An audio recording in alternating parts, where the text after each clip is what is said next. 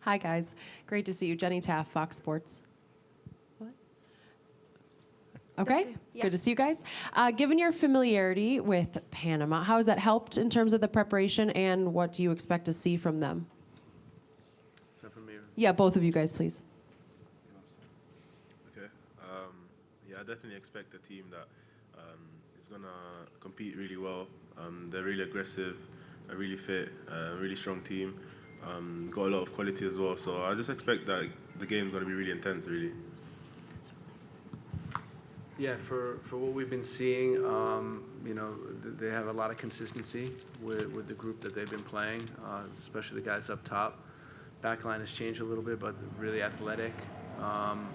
Wing backs that like to attack, like to cross the ball. Central midfielders that like to control the game. To us, it's a cohesive unit, and will be a good game. Hi, Greg. Michele Giannone from Univision. A follow-up to that question. From the game against Panama against Uruguay, did you pick something that maybe you didn't know or you learned from Panama? Thank you. Yeah, I mean, I think you could see what Thomas was trying to do against a very man-oriented Uruguay team, open up space, moving players around, and then trying to exploit space with midfielders running through or wing backs trying to exploit weak side. Against us, it's completely different. We don't defend the way Uruguay does, so I expect them to have a different type of game plan, but still sticking to what they do. Very good building up from goalkeeper. They use long balls very effectively. They use space in the channels very effectively. So, stuff that we'll have to be prepared for. Kyle Bond with Sporting News. Guys, thank you. Have you guys had a chance for both of you to look at the pitch yet? I know that it got a little bit of criticism from the Argentina side when they played here.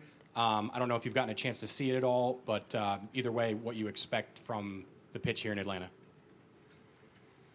Yeah, we just got to see it right now. So, the pitch looks good. It looks wet as well, so it's nice for the ball to move it quickly. And yeah, we just have to see when we play on it as well.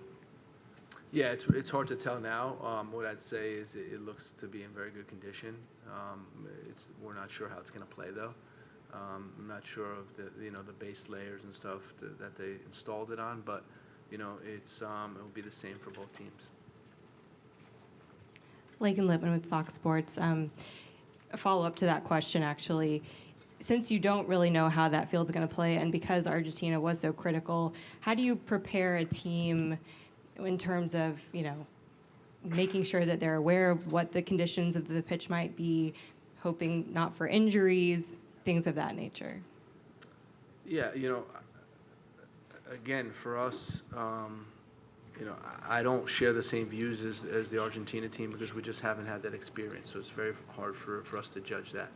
What I would say is, we prepare the guys to tell them to check different types of footwear, see how the ball's rolling, see how the ball's bouncing. Those are some important things that we'd be instructing them on. Hi, Greg. Steve Goff from the Washington Post. Set pieces are obviously a big part of the game, and without giving too much detail, which I'm sure you don't want to do, what has Johnny brought to your group? Why did you decide to pursue him, and how are things in preparation for games with him as a specialist? I think it's, we had a set piece specialist during the World Cup, and I had contact with Johnny before the past World Cup, and we stayed in touch. And when we decided to go in a different direction after the World Cup, it was looking at options, and interviewed a number of people in that position, and ultimately decided on Gianni. And I think the reason what he brings is a tremendous amount of experience. And we just sit and listen to his stories. I actually have a note that I created on my phone. It's called The Wisdom of Gianni, and I have about 5 different sayings that we write down, and he's a hilarious guy, but ton of experience, ton of expertise in set pieces, and he's been working with the group, working with the team, and really helping us pinpoint where we can be successful in those areas. Jeff Carlisle with ESPN. Question for Greg. Given that Panama plays Bolivia in their last game, do you expect them to kind of take maybe a safety-first approach in this match? And just as a follow-up, what's Tyler's availability? Obviously, he came off after 45 minutes. Is he good to go for the full 90? So Tyler's available to play, which I think is good news for the group. And then regarding Panama, I expect, I know Thomas well. I expect him to go out and compete and try to win the game. That's in his nature.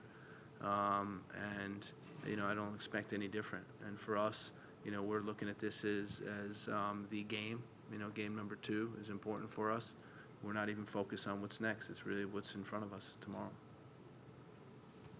Hey, Greg. Paul Tenorio from The Athletic. I wonder, watching these tournaments play out, there are different scenarios that happen, and some of the discussion is around squad rotation, and trying to anticipate how many games you're going to be playing is not easy. You have to get the result as it is. How much do you go into a tournament with the plan of trying to rotate or thinking about rotation? How has that changed based on the fact that you still need to get a result to feel secure going forward? And I wonder, are there data points that you're looking for that determine kind of how you think about player usage? Thank you. Yeah, I think what we're striving for is 11 players on the field that can execute the tasks that are asked of them, and 11 players that can do it both from a technical, tactical, and physical standpoint. And sometimes you need to take that into consideration of if a player is not up to doing that, because of either the load, because of their health status, and then you need to make changes. We're not in the stage right now where we're considering something like that. For us, it's how do we get our, what we think is, the best game plan intact to execute and be successful in this game. You see Portugal doing it right now. It's not going too well, right, with that. But every coach has a different decision to make. And I think sometimes, you take a short-term hit for long-term benefit, and Portugal may come out of this flying in the next phase of the tournament because they had the opportunity to rest some players. Adrian Rappaport for Canal Plus. We are broadcasting for African countries. I would like, if I may ask you a question about the player Balogun. If you could describe his type of play, how he's important to the group, and what's the relationship, and what do you expect from him for that match? No, I think he's been a great addition to this group with his quality, with his direct runs, with his finishing. To me, he's a really quality player, and what I think it does is it helps raise the level of everybody else, because now, there's true competition for a position, and you see that he's been very successful in League One. The last couple of years, first having a great season 2 seasons ago, now helping Monaco qualify for Champions League. So overall, good player, and he's fitting well to our group. Hello, I'm Madison Cruz. I'm with Soccer Down Here. This is for both Yunus of you. was just going to answer that question. I'm so Excuse sorry. me. Yep. Yeah, the relationship and the group. Yeah, I've known Balogun for a while, since we were younger at Arsenal, and he's doing the same things he used to do in the academy. He's really sharp. Like the goal he scored against Bolivia, he's been doing that for years. And as Greg said, he's raised the level, competition in the team. So it definitely helps having a player like him in the team. This is for both of you. I'm Madison Cruz with Soccer Down Here. You guys mentioned a lot about how this game against Panama, they're a very aggressive side. They're going to build up that man-to-man pressure. How are you guys on the pitch going to kind of bring that down a little bit and stay level-headed? And also for you, Greg, how are you going to keep the players going into the match, keeping them from getting too caught up in the physicality or the aggression of the match? Well, we don't shy away from physicality. We like that, I think, in matches. That's never a problem for us. For us, it's just about embracing whatever the particular match brings. And if it's physicality, then we'll be fine. We'll be able to deal with that. I think we're really looking forward to, the crowd tomorrow in Atlanta. This is an amazing stadium to play in, future home of U.S. soccer. And really just putting on a good game in front of the fans, a good competitive game for all the fans to see.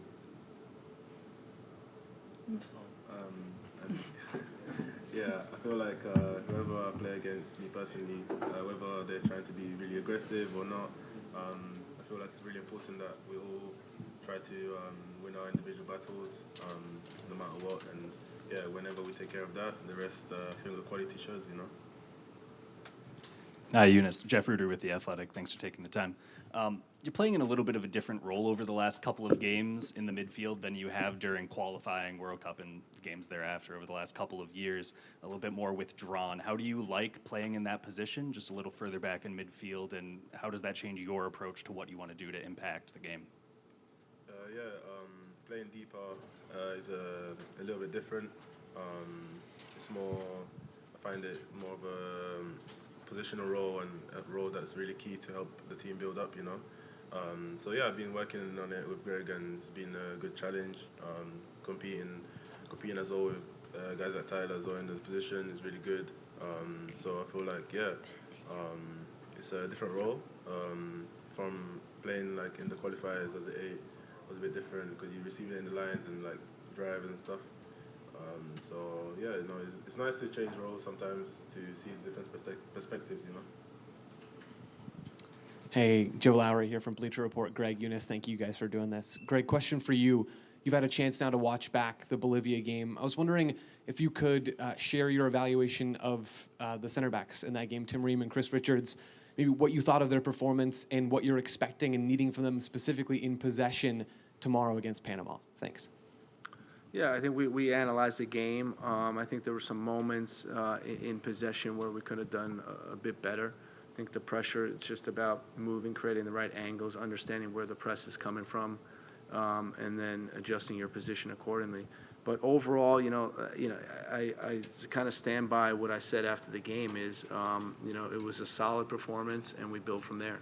I think that's the important thing. And it's not just the center backs. It's every position that we want to keep improving our performance as we go throughout the tournament. Hi, Greg. It's Greg O'Keefe from The Athletic. With Tyler and to an extent Josh, how much of a fine line do you have to tread when they're telling you that they feel 100% fit, and you also have to take into account different metrics and just deal with their expectations, perhaps versus reality?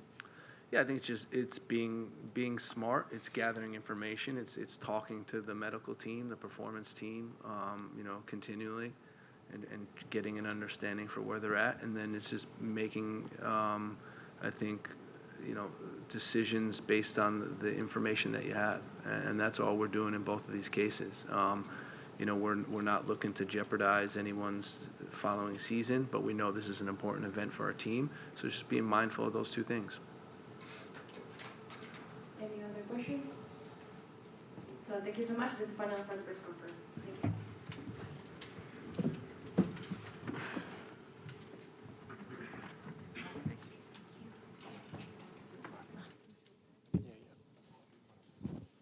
Can you go out there one second?